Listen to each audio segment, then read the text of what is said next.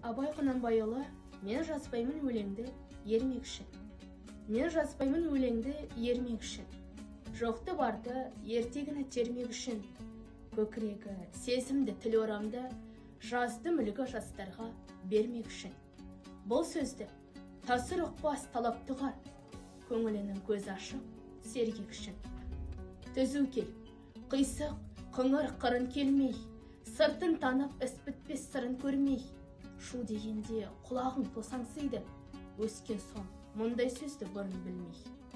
Таң қаламын, алдыңғы айтқан дұқпай, және айта бер дейді жұрт, тыным бермей.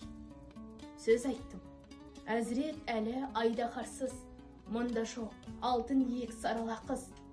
Кәрлікті жамандап, өлім тілеп, болсын деген жерім жоқ, жігіт арсыз. Әсіре қызыл емес деп жеренбеңіз, түбі терең, сөз артық, бір байқарсыз. Батырдан, барымташы туардан ғой, қызшыл да, қызықшыл да әуре жан ғой. Арсыз, малсыз, ақылсыз, шаруасыз, елермелі мас күнем байқалған ғой. 5-6 бәңгі күзде мәз боп, қинамай қызыл тілді, кел, тілді ал қой. Өлеңі бар, өнерлінім, сізге жалынамын.